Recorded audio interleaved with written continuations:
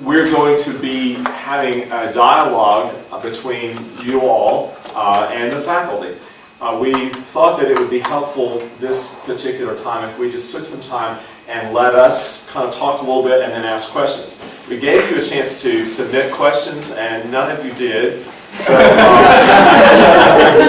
we decided to ask ourselves some questions. So we're going to present a little bit on several questions that we think might be helpful and might be important, and then we'll give you a chance to respond to some of those things or go deeper or ask other questions. But while we're doing that, the roll is being passed, so if you'd circulate it 2 or 3 times, that would be good. So what we're going to do today, rather than talk about like churchy questions and church music questions and philosophy and worship styles and all that stuff, we're going to talk about personal issues. But we decided to come at this today from an angle a little bit different than saying let's all share our personal testimony and our pilgrimage or something like that. So what we've done is choose about 5 different topics, and we're going to present just some quick kind of perspectives on the different topics, and then we're going to open up the floor for you. Okay? So the first one of those, we try to think what might be about 5 topics that you might be interested in or should be interested in, and the first one is time management. So what we're going to do is each of us talk a little bit about time management, and then we'll go to the next topic, and I'll kind of narrate us along the way. So why don't we hear from Dr. Music first? Well, first I'd like to say I used to be apathetic, but now I don't care. And I say that in relationship to the topics that you all submitted to us here. Time management is a difficult thing, regardless of where you are in life. I remember my days as a student long ago they've been, of trying to get everything done, especially when it's the night before the term papers due. But there's some tricks that I've learned over the years that have helped me. One is to just prepare a schedule for when you're going to accomplish things. Like on the way I work typically is on Mondays I deal with certain things that have to be done.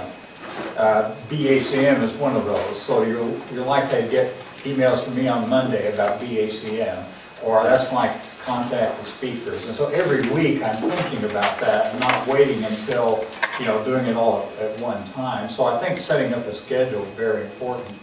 The other thing is, as soon as you get an assignment, start on it. And that worked for me. Last year I was writing a book, and I started on it as soon as I got the contract on it.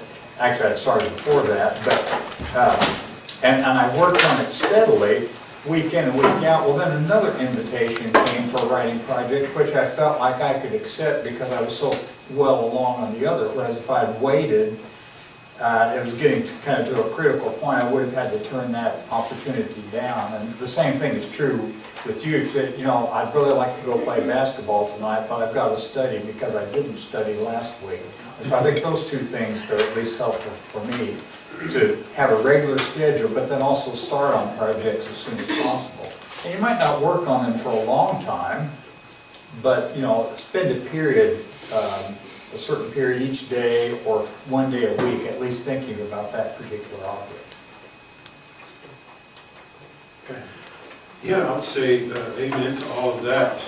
In fact, if there's something that not only gets started on it, but give it a little bit of energy, can finish it and get it off of my screen and back on someone else's, like hitting a ball back across the net, I'll do that. There are some things that when they come, you just realize, okay, this is not number 1 priority necessarily, but if I spend just a few more minutes, a little more energy on this, I can get it totally off my desk and on somebody else's, and I do that when I can.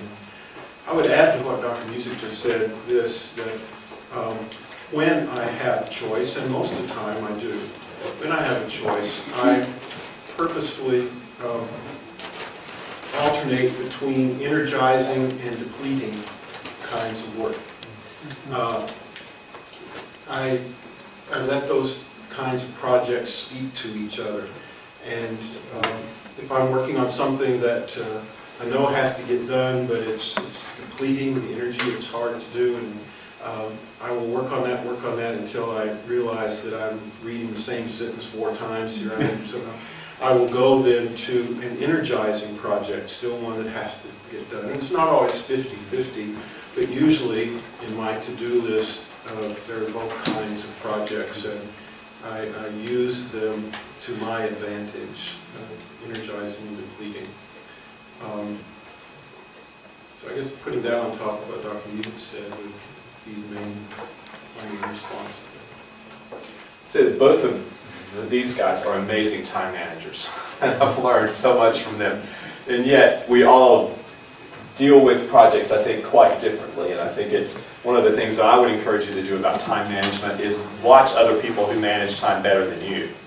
So I'm always watching the two of them because they are differently productive at times and productive in different ways than I am. So I watch them a lot to learn from them. Some things that I would say is, like Dr. Music said, do what isn't urgent when you have the time to do it. So that's the big thing. Every time when I have a little gap and say, well, you know, I don't really have anything I have to do right now, I say, well, what could I do now that helps me in the future? That's my really, really big thing, is how could I get ahead? Another important thing for me is to pull away from the crowd.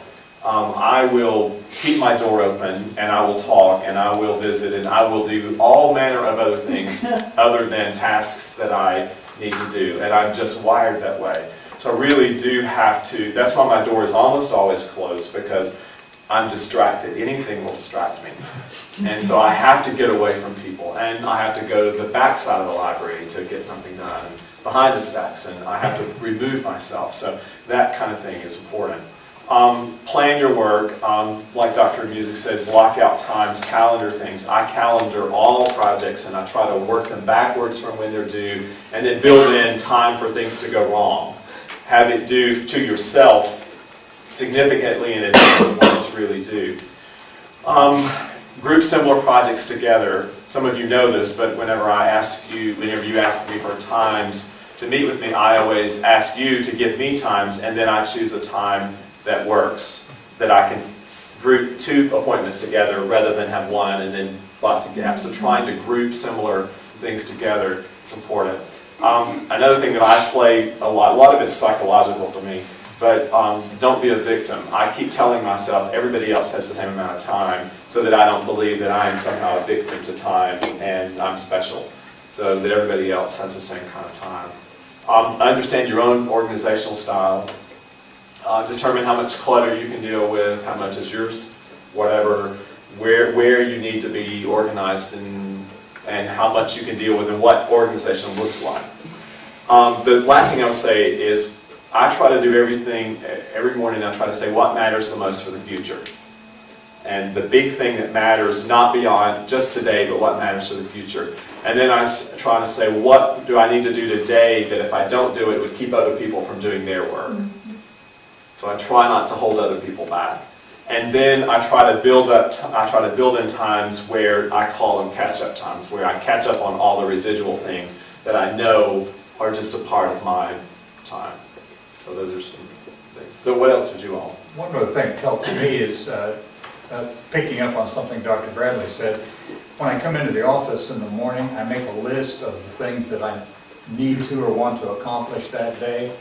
And if I put those regularly scheduled things on there, but also anything else that's come up over the time, so that I've got a sense that this needs to be done today. As the day goes on, I may add to it, but I'm also checking off and crossing off things as they come to them. Lists. Make lists. Somewhere. Phone, whatever, but make lists and check them off. Dealing with discouragement is our next topic. How do you deal with discouragement? And so we all have times of discouragement. So what do we do about that? Why don't we start with Dr. York this time? Okay. I've been giving that a lot of thought, and since I sent you this list, I think the best thing I can say to you about that is discouragement will come. You can't live life without discouragement and even disappointment. You just can't. If you live life, it's going to happen. I tried to carry discouragement, and I would put in that same category, disappointment. Try to carry it in my head and not in my heart. Does that make sense? I know it, I'm discouraged. I mean, I intellectually know, I'm hoping this would happen and it didn't, or disappointed, something like that. I have to deal with it. I have to process it and move forward. But there's a big difference to me carrying these kinds of negative vibes in my head or in my heart. And I just don't let them get into my heart. They stay in my head, I deal with them, but I don't let them get into my heart to the point that it becomes just almost despair. I just won't let that happen. And another thing too, I know some people who deal with discouragement and this kind of thing by expecting the worst, so they're never really disappointed. I think that's kind of messing yourself up. I don't expect the worst. I actually, if I err on the other side, and consciously so. I err on the other side, and then deal with anything less than that as simply a challenge that has reshuffled the cards, has changed the furniture around, moved the furniture, but not letting it get into my heart is important to me.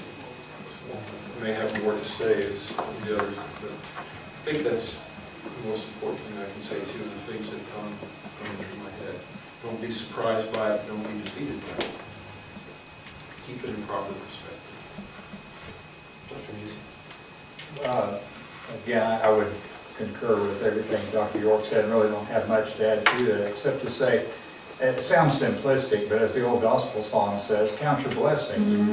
Think about all the good things. If I get rejected in this particular area, think about the other areas in which you are doing well, and things seem to be working for you.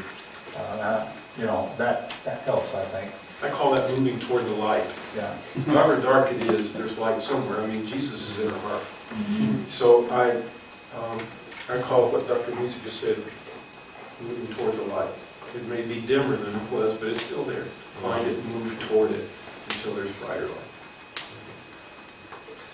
I had some of the same things that they said. I also said I asked myself, is there something to be learned from this? And trying to reflect on it. And what is there to be learned? And is it part of the choices I've made? Is it a consequence for behavior? Is there discouragement that's justified by what I have done? That's a different kind of thing. And then what can be learned from it? And if there's something to be learned from it, the best time to learn the lesson is when you're in the middle of it, while it's fresh, and reflect on it at that time so that you're able to make some changes and say, now how can I avoid getting in this same spot, in the same feeling, the same space of discouragement in the future.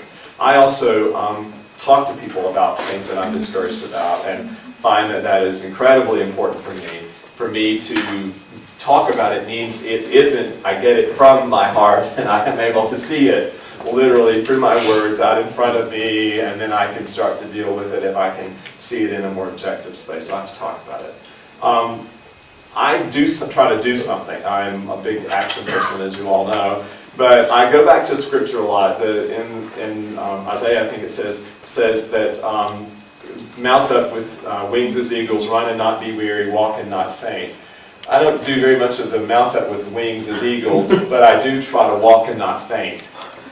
And I think a lot of times it's just simply keep on walking. And if you can walk and not faint, you can walk through the most horrible discouragement. So continuing on, doing and staying in the middle of things. And the last thing is I have a 3-day rule when I feel really, really awful and am extremely discouraged and disappointed. I know that I feel as bad as I'm going to feel right now. Tomorrow I will feel a little bit better. And 3 days from now, I will feel a bit. Day after tomorrow, things will look a little bit different. And if I can walk at least through tomorrow into that 3rd day, then I can usually gain some perspective. So I just have seen that pattern in my own life so many times. Doesn't mean it's going to be okay, but it'll start to get a little clearer the 3rd day for me. So my 3-day rule is big for me. Well, along that line, I often think about the story of Elijah in the Old Testament, who, remember, was driven out into the wilderness And he just said, Lord, it's enough. You know, I've had it here. And what did he do? He laid down and took a nap. And, you know, when he got up, then the Lord spoke to him. So I think oftentimes we get discouraged out of this sheer fatigue in dealing with a particular problem, or maybe just simply bodily fatigue, and sometimes just resting ourselves can help that too. Anything else? The next question, or the next topic, is working with people, working with other people. Some suggestions on working with other people. We weren't implying difficult people, we're just saying working with people. So I'll start on that one. The first thing I would say is respect everyone, just generally respect. The next thing is you are never the smartest person in the group. And I think that we often make mistakes by believing that somehow we're the smartest, or not realizing that other people have as much to offer, if not more to offer than we do, and being cognizant of that. Listening is everything, I think, in groups. Know your boundaries and respect the boundaries of others. So know where your lines are and where others aren't. Learn your own leadership style, but be flexible. So you hear a lot about understand your leadership style and that kind of thing, but your leadership style is only yours, and it won't be everybody else's, so you got to know what yours is, but be flexible. Understand the leadership style of others and accommodate toward theirs. So if you're being flexible with your own style and you're trying your best to accommodate theirs, there's going to be this give and take that's going to be a part of it. And the last thing that I say is always know where the power resides. Is if you don't know who has power and who doesn't, and you don't know how little you have or how much you have, perhaps, usually little, if you don't know that, you'll find yourself acting pretty stupid and getting in some big, big trouble that you didn't mean to get in. So understand power issues, whatever, and power's not altogether bad, but it is. It always is. It's not necessarily bad or good. I was going to say something along that line, that how you work with other people depends on who they are, in part. Of course, it depends largely on who you are, but what is your relationship to them? Because I work differently with my wife than I do with a student, you know. Otherwise, I have a black eye. Or I work differently with my colleagues than I do with Dean May or President Starr. And so that's what Dr. Bradley is saying about know where the power is and know where the authority is in that relationship. You work differently with each other. Perhaps even depending on whether you're a senior or a freshman or a graduate student or an undergraduate student, or a music major or not a music major. And so I think you have to take all those things into account. My first word that I had written down was Dr. Bradley's first word, respect. Respect other people and find ways to do that. Know that you don't know their story. One of the saddest things I hear once in a while is somebody's had an encounter with someone else. And, well, did you know about her? Oh, I didn't know. And I want to shout, that's right, you didn't know. So why did you go busting in there like bull in a china closet? Respect other people. The other thing is, to the extent that you can, by that I mean, where are you on the org chart and what's the circumstance, to the extent that you can, empower other people. Empower them. You can't give away your responsibility, but in many cases you can empower other people, and that's always seen as a move in their direction. And then practice vulnerability. Not stupidity, but vulnerability. That's very disarming. Now, maybe I went and talked in a circle there. Are you really being vulnerable if you're using vulnerability as a strategy? I don't know. But I do know this, that being vulnerable, and there has to be an air of authenticity about it. Being vulnerable can really move things along in relationship with other people and getting work done. What you can't do, I repeat, what you can't do is give away your responsibility. you still have to hold on to that, and you still have to handle it with care and be a good steward of it. But to the extent, you can always respect other people, to the extent that you can empower and be vulnerable. I found this over the years to be very helpful in working with other people. As Dr. York was talking there, I jotted down, maintain your equilibrium.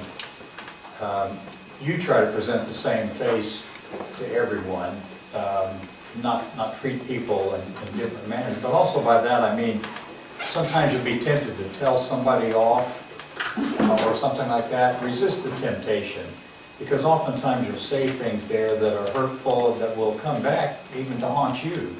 And it doesn't solve the problem, because what that does is set up people's defenses when you attack them. And so immediately they're resistant to whatever good you might be trying to tell them. And so trying to maintain an even keel as much as possible in your dealings with other people, and it can usually pay off for you in the long run. The next topic is dealing with stress. So I thought we would give you some of our suggestions of how to deal well with stress. I'm sure you wouldn't imagine that faculty members would ever have lived through stress, but it comes in all sorts of forms. Why don't we start with Dr. Music on this one? I usually go drinking. I come back to what I said earlier about sometimes you just have to sleep it off and just kind of relieve, or get some exercise and relieve that bodily tension there. Have a pleasant conversation with someone, and try to get whatever's stressing you off your mind for a little while. That sometimes helps. I mean, I don't really like television, but sometimes I just have to sit there and watch it, because it's not stress-inducing unless I'm watching certain programs there, but no magic solution for me. Go ahead. I could just about summarize my thoughts about this in one word: Sabbath. But allow me to unpack that word a little bit. Sabbath may mean taking a different route home. You always go this way, you always go this way. It could be a stress reliever. Take a little different route home. Sabbath can come in groups of seconds, or Sabbath can come in groups of weeks. If you walk into my office, some of you know my office, there are all kinds of things in my office. I can point to every one of them and tell you the story that's behind them, and each one of those can be a moment of Sabbath for me. There's a little green glass ball in my office, given to me by Alana Oshiro, a Japanese-American who lived in Hawaii all her life. When she was a little girl, she would go gather these on the beach in Molokai. She knows how much I love her home state, and she and her husband have been friends of mine for a long, long time. She had 3 of these left from her childhood, and she gave me one. And I have that in my office, and all I have to do is look at that little green ball, and I'm either in Hawaii or I'm in her grace giving, or both. I have a rocking chair in my office. It's for the people who come to see me. Sometimes I just look at it and it's okay. Sometimes I go sit in it. And there are all these ways for me to exercise Sabbath, in little chunks or big chunks as it's. And when I step inside that Sabbath, for me, Sabbath is where I acknowledge God is in control. God can handle it. I just take the backpack off for a second or for a week or whatever. So Sabbath works for me. And then I was reminded, believe it or not, I do know this word, how good exercise is for this. I really do know that. That just get on that exercise bike that goes nowhere and pedal it like you're going to California. And when you're just about to fall off the bike, the world's going to look different. But probably in order of nobility would be Sabbath and exercise, which can be Sabbath in and of itself, I suppose. I had some of the same things that they have, but work on your life management skills. I think a lot of times we're in stress because we're not organized, we're not dealing with time management, we're not doing some of those things that we already have kind of touched on. We've said no too many times, said yes too many times, usually the yes, but no's can also deal with stress. Deal with personal tasks. I tend to get stressed when all of those personal things are piled up and I haven't run errands or just done things that have to be done. Time alone, time with others. So something's out of balance. For me, stress means there's not an equilibrium, as we're talking about. Something's out of whack somewhere, and with your stress comes when that balance is not achieved. So know how to double check what is out of balance and find what can be brought into balance as quickly as possible so that you can correct some things which can give you energy then to correct others, or at least that's the way it feels for me. Realize that there's a tension and release to all of life. A bit like Dr. York's talk about Sabbath, that tension and release comes in moments, in hours, in days, in cycles, in times of the year, and even in cycles of life. There are intense cycles in life, and there are more relaxed cycles. And hopefully they don't all come at the same time, but learning to see life in cycles. For instance, in music ministry, December typically is my absolute lowest month of the year in terms of energy and my highest levels of stress. And every December it seems like I feel like I'm about to crash before Christmas. And that's a lot of things, but those cycles and knowing when to expect them is important. We've already talked about eating and sleeping and exercise and things like that. Manage the different roles that you play. In Covey's books, Stephen Covey talks about how many roles that you play and how many you can be, such as husband, student, minister, whatever, and all those different kinds of roles that you play, parent, what have you. And the last two things I would say is if you're in crisis, get help. Know when you're in crisis and get help. There are some times, it was a few years ago, I got in some pretty serious crisis in terms of stress, and the first thing that I did that day was walk down the hall to see who was available, and Dr. York happened to have his door open. His office used to be here, and I walked in and said, I think I'm about to lose it, and help me. And he did, and I got better. And the last thing I would say is go to therapy now. Some of you heard me say that before, but if you need help with serious, stressful things and emotional issues and whatever, if you get help now, you can have the rest of your life to benefit from the help you're getting now. The rest of your life can be better. If you wait till you're my age to get help, then you go through a lot of needless pain. You could have been better. Do everything you can now to manage your life and to be as healthy as you can for the future. Can you kind of discuss, I think with the stress, kind of with the discouragement and disappointment, I think that kind of goes together. Can you discuss compartmentalizing your thoughts and your, you know what I'm saying, that whole, good compartmentalize, is that the word? Compartmentalizing. Yeah, that word. Compartmentalizing versus what you. I don't know if this is exactly what you're asking, Hannah, but one thing that occurred to me is, and maybe getting a little ahead of this, they say that if you have large credit card debt, your tendency would be to try to pay off the biggest one first, but what they say is take the small one and pay it off, and that gives you a sense of accomplishment then, which allows you then to deal with the others.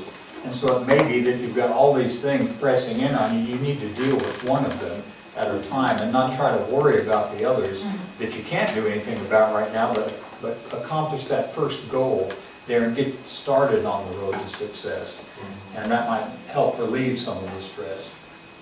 Dr.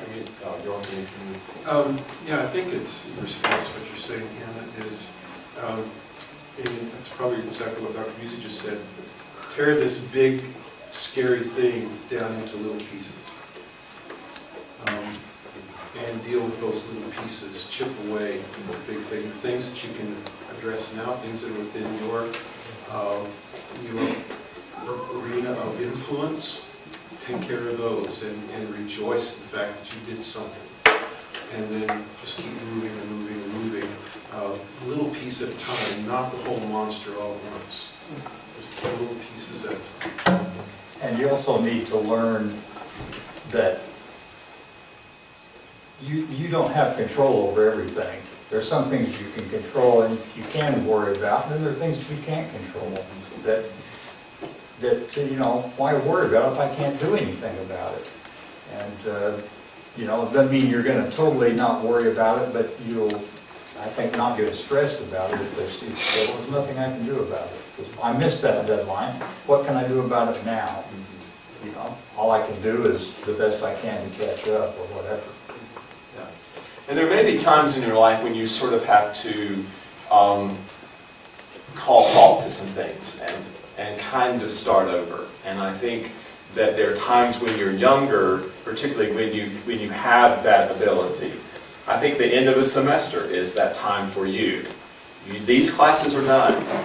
There's nothing else that can be done about this. And most of you, the thing I miss most about being a student is that sense of the semester is over, my life is clear. There's almost as if there's a very clear space here that can now be reimagined.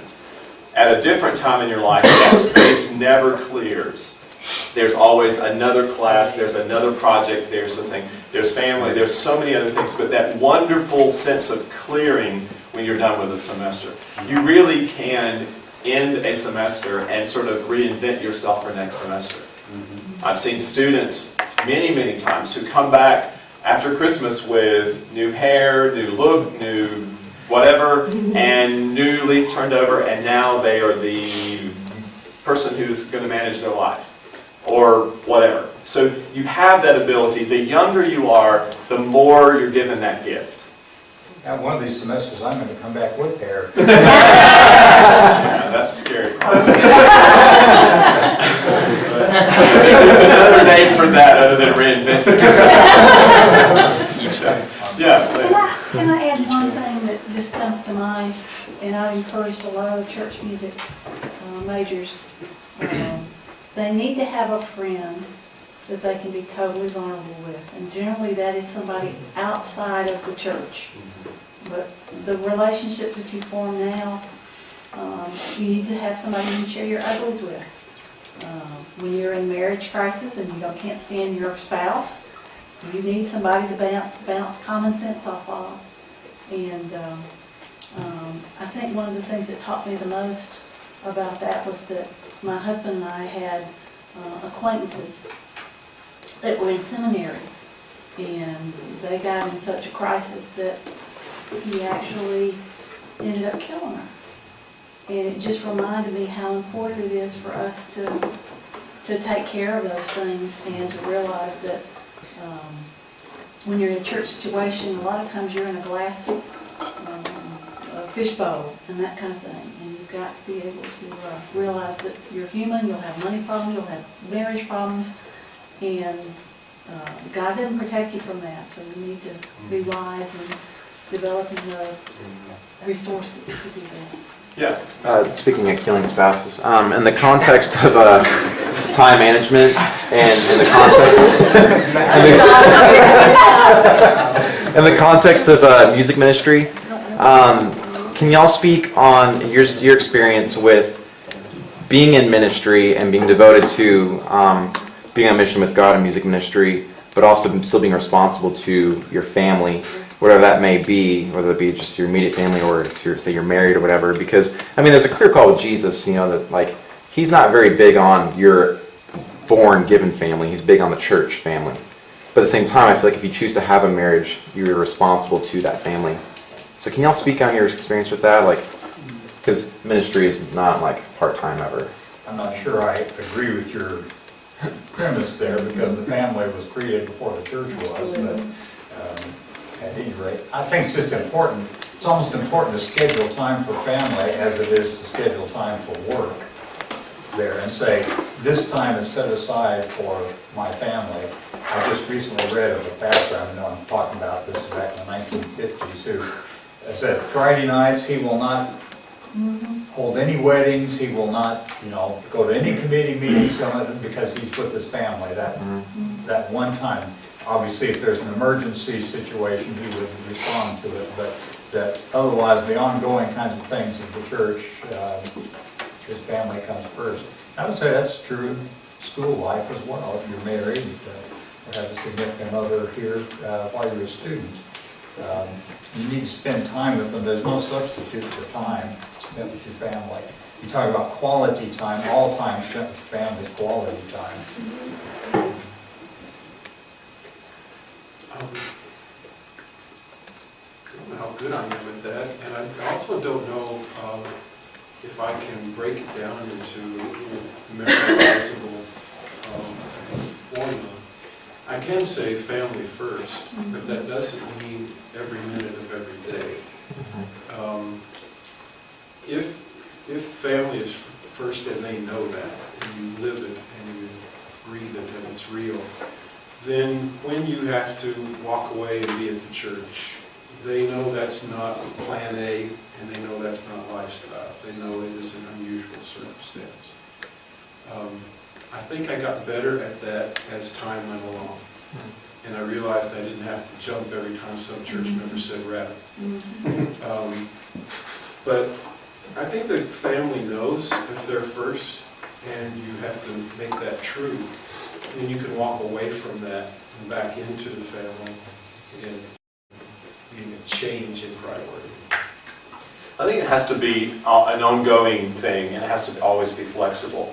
And I don't think you can say, Friday nights I never do this, or I don't think that's what Dr. Music was saying, but I don't think you can ever say, I don't do whatever. But if you do give up Friday night, then we might do Saturday morning, or we might do this, or sometime the balance of the whole is there. And then also for your family to understand that things are cyclical also.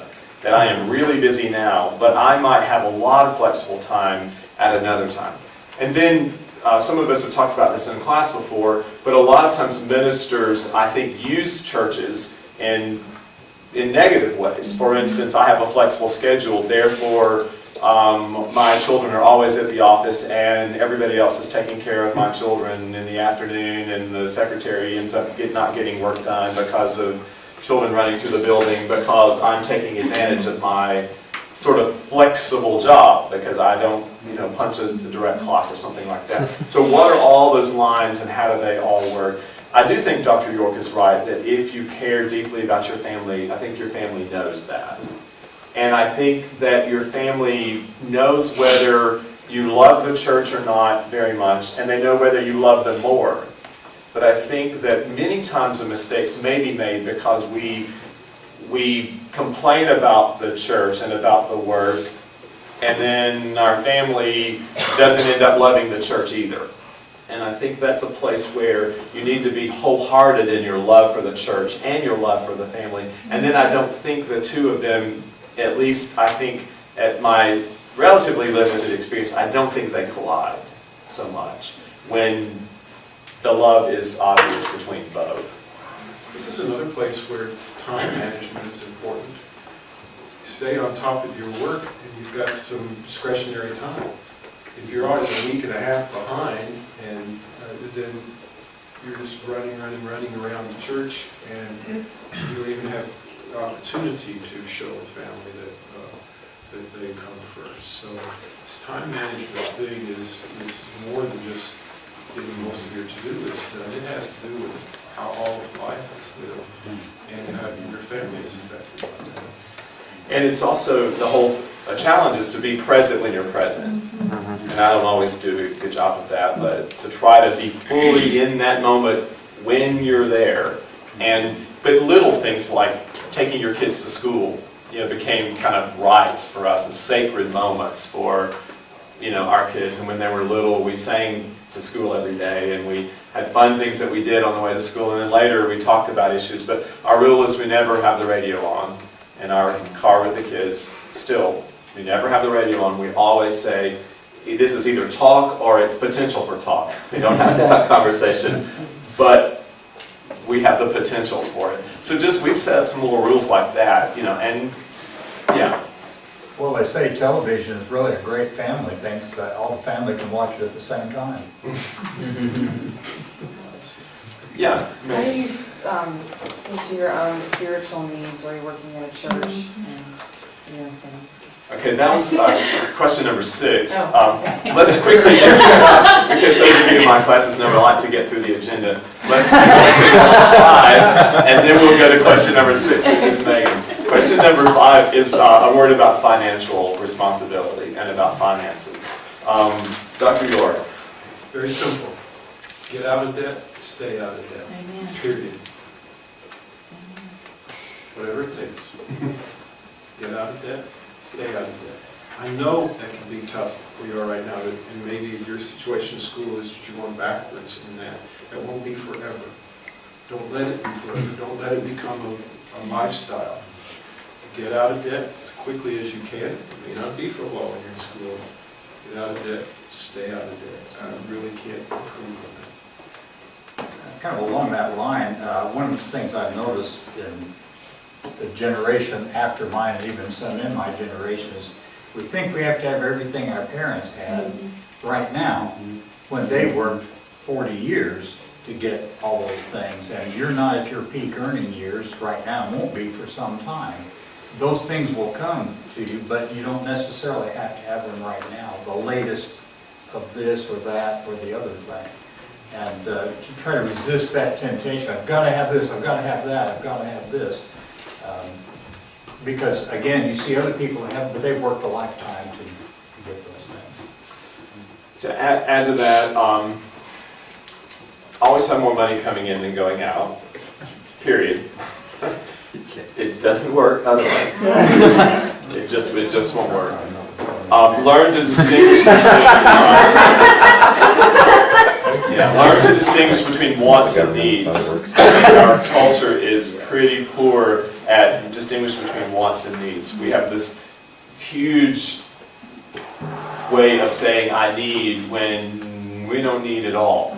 And I'm very good at that, and I know some of you all to know that you are too, but we're just not good at that at all, and it gets worse and worse all the time. 2 other quick things. One is save windfalls. Like when you get extra money, like your tax, somebody said, oh, we're going to get tax refunds, so I'm looking forward to that. I'm going to have some extra money to spend. I heard that from a student yesterday. Well, what if you were to save that money and you were to let that be some security and some potential security and stuff? All those little extra things, a revival, a funeral, whatever you do that you get paid something, let that be something, let that become something that you could use for the future. And the other thing that some of you will know me well, don't buy things new, and everything can be comparatively shopped. I'm always saying, do you have a certificate for this? Is there any way you could help me? I ask the cash register people, do you have any way to help me? Dr. York has seen me do this before. But is there a way to save money on this? How can you help me here? I'm always asking those questions. But cars particularly, don't buy new cars. All that kind of stuff. Live, what's really important to you. Look at that kind of stuff. Lots of things that are discounted. The last subject is personal devotional life. How do you maintain a personal devotional life? I'm the one who put that on there, or suggested, I think, partly on my own conviction, or to convict myself, because it's one of the hardest things to keep up with.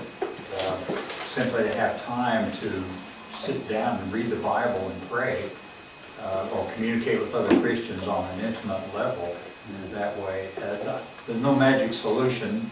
Again, when it's worked best for me, it's been when I've scheduled a regular time to do it. And said, first thing in the morning, I'm going to get up and do this, or late at night, or at noon, or whenever. But it works best for me when I schedule it like that, just like you schedule a worship service. I'm going to share 3 or 4 things here. They all are present in my life, but they take turn being 1, 2, 3, or 4.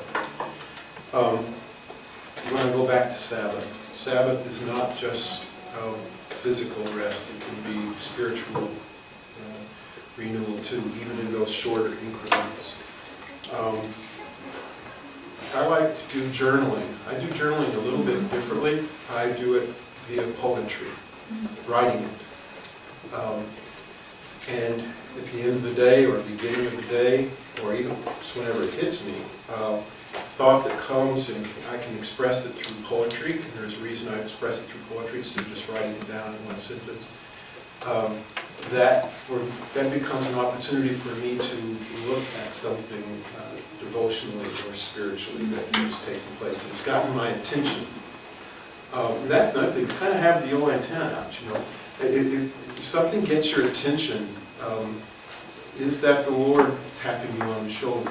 Little glimpses and whispers of God's presence in your life. See those things. And for me, when I see them, or hear them, I write about them in poetry. Read Bible. Read the Bible. And don't start on some impossible project. January 1st, you're in Genesis 1:1, and you're just going to turn right and keep going. Nah, I don't think so. And it may not be just random reading either, but reading Scripture. And then covenant groups or accountability groups. Very, very important thing. And you can do that as students. Those of you who are seminary students know that's kind of done for you as far as organizing it. But you can do that on your own. Who are some people that you kind of see as having a certain spiritual quality about them, if you will? People that you trust deeply, and spend time in prayer and reading the Bible together there. So those are some things, they're all present in my life, and they just kind of take turns being the front and back, but they're all present.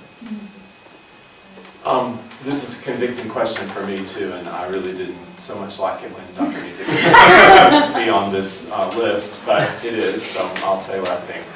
I think one thing is to find the way that you best relate to God. Find how God seems to come to life for you, or how you sense God's presence, and know kind of what that means for you. Whether that might mean within a group or alone. Many times I struggle with alone times with God, but I very much find God in people. Jacob and I were talking this afternoon, and I said, for instance, I could go to the men's choir rehearsal and have this immense spiritual experience, whereas some people would see that as just pure stress. But for me, I might be immensely close to God in that time, for an example. So find out how God, and then find a balance between that so it's not all one or the other. I think of pray without ceasing. I'm not really good at just concentrating in prayer because my mind just goes every imaginable way. But I do pray all the time. I mean, I just pray all woven through my day. I'm just constantly seeking God to help here and to be present, or gratitude, or this afternoon Dr. York came in my office and he said, what moves Dr. Bradley into Jacob? And Jacob said, well, he's in there singing. So that was real. So, that's devotion for me, okay? Be alone and quiet, and I would say even if not intentionally with God. Sometimes if you're never ever quiet, and there's never a moment when there's quietness, there's never a possibility for listening. So even if you aren't able to focus on God, God is still present, and God is there even if you aren't able to just be intentional in God, whatever that could ever be. I say be committed to others. And I say someone should always know about your inner life. I think somebody needs to know, as Lynn said, kind of the underbelly of you, because otherwise there's nobody that can pull you back, or nobody that could say, this is going too far, this is too much. And somebody needs to know that. But not some bodies, okay? Not bunches of people. And then the last thing I said is doing can be devotional. I find God a lot in action, which wouldn't surprise some of you, but I find God much in doing and being and participating in all those things. So that's a huge part of my my being close to God, which some people wouldn't find at all true, but it is really true for me. Megan, is that? Can I add a question to that? Or- Sure. But, we talked about in some of my classes how we go through these periods of spiritual consolation and desolation. Like, how do you deal with that in your own ministerial life? Being, if you're in a spiritually desolate place and having to lead worship every week.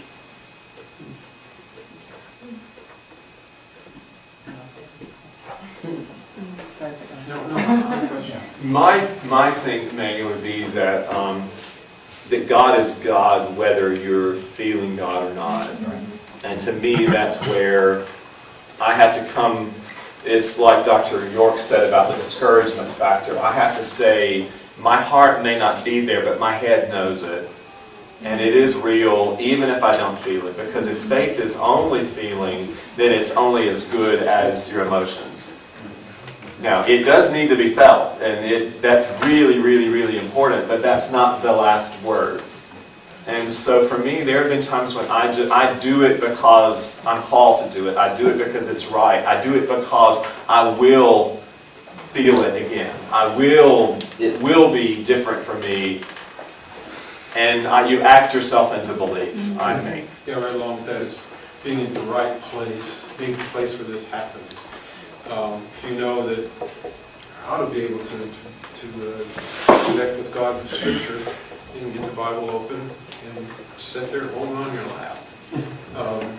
That church worship ought to be this, even for worship leaders, to be there at 11 o'clock on a Sunday morning. Get your bod there, whether or not your heart's there. And just be in the right place at the right time. That's both physical and I think it is spiritual. And you can pray, God, where are you?